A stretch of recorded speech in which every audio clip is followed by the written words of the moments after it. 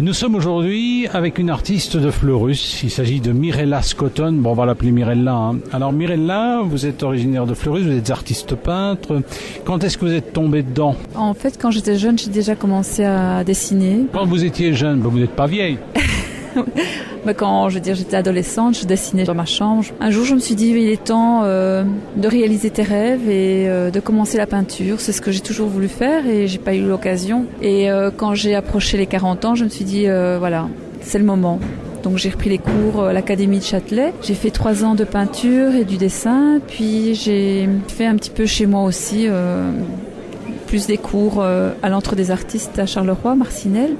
Et puis voilà. Qu'est-ce que vous avez appris à l'Académie de Châtelet? La technique, ça vous a apporté quelque chose pendant 3 ans? Il y a quand même des pointures là-bas comme prof. Mais écoutez, oui, j'ai appris la technique. J'ai eu un très bon professeur, Jacques Rancy, qui m'a appris à observer les choses. C'est-à-dire, quand vous voyez un arbre, il n'est pas vert et brun, il y a des multitudes de couleurs et il m'a appris à regarder, à observer les couleurs, les multitudes de couleurs dans une chose.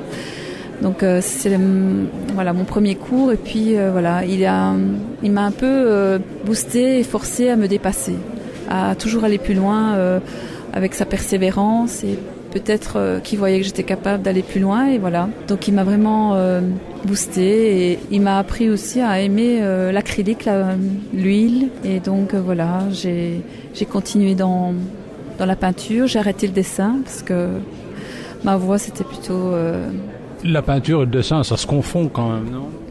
Écoutez, vous savez, je pense que c'est en fonction de l'inspiration. Je pense qu'il faut prendre ce que l'on aime. Il y a des gens qui sont très épanouis dans le dessin, et bien moi je suis épanouie dans la peinture, voilà. Nous sommes avec Mirella Scotton, artiste de notre région, originaire de Fleurus. Elle est un petit peu novice dans ce domaine. Alors, vous, votre univers, c'est la peinture, c'est l'acrylique et surtout le côté mystique, le côté féerique, le côté fantastique. C'est ce que vous aimez peindre? Oui. Voilà, j'aime peindre le mystique et le... Qu'est-ce que vous entendez par mystique, par exemple? Je vois ici, ce sont des fées ou des sorcières? Non, des fées.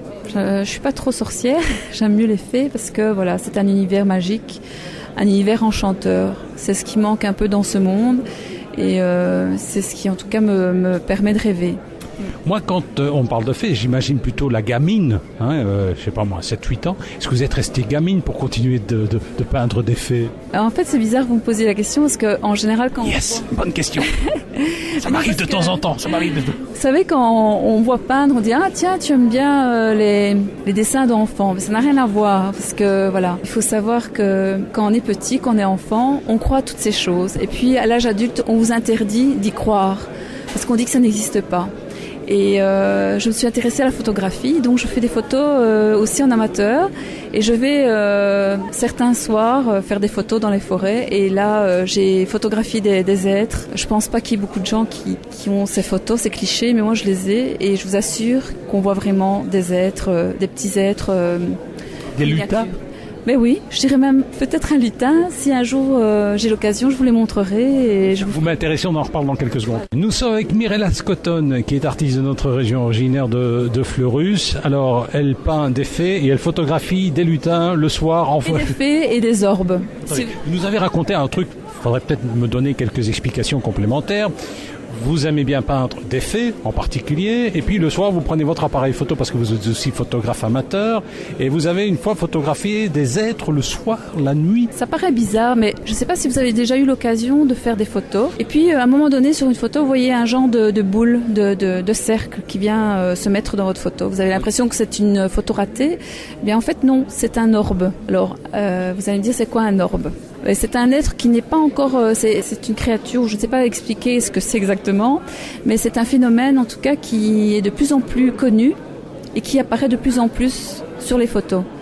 Alors ce qui est assez étrange, c'est que quand je me promène en forêt, il y a certains endroits où vous n'aurez aucun cliché d'orbe. Et par contre, vous allez avoir certains endroits, maintenant j'arrive à reconnaître ces endroits, il y a certains endroits où vous allez avoir une multitude d'orbes.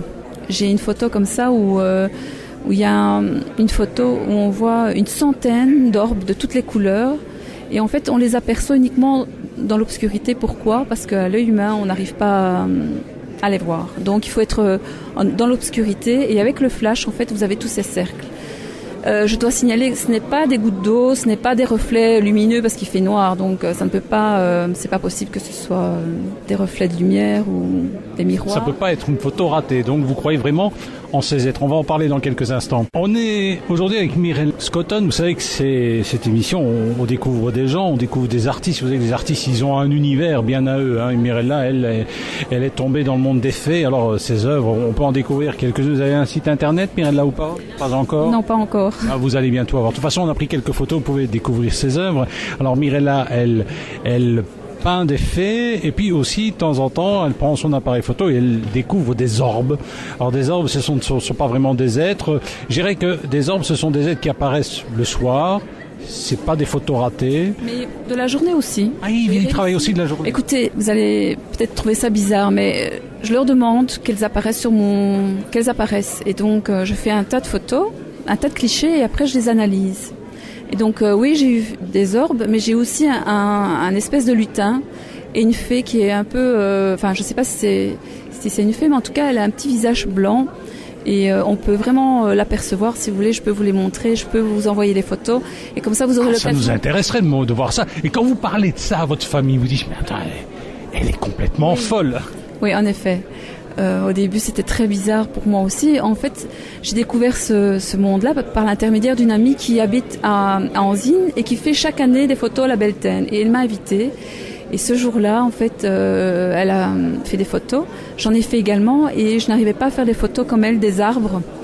Et donc, je me suis rendu compte que mon appareil faisait uniquement des photos du sol. Donc, qu'est-ce que j'ai fait? J'ai fait des photos de fleurs et des racines.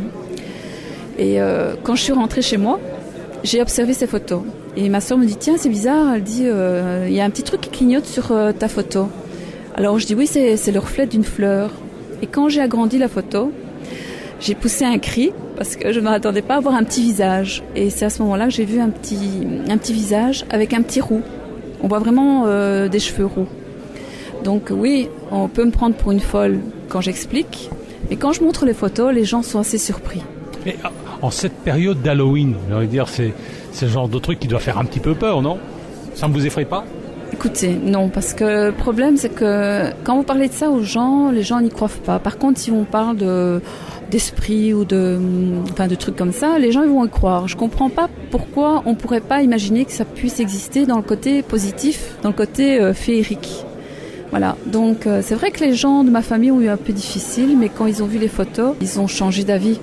Et quand j'en parle, en général, les gens sont un peu surpris et puis ils ont un peu peur. Ils disent oui, mais c'est pas un peu, c'est pas méchant. Je dis mais non, je pense qu'ils se cachent parce que justement, si on les trouvait, on pourrait les capturer, on pourrait les mettre en cage comme des oiseaux. Donc voilà. Mais ça, je pense qu'il faut. Je laisse les gens croire ou ne pas croire. Je n'oblige personne à adhérer à mon monde.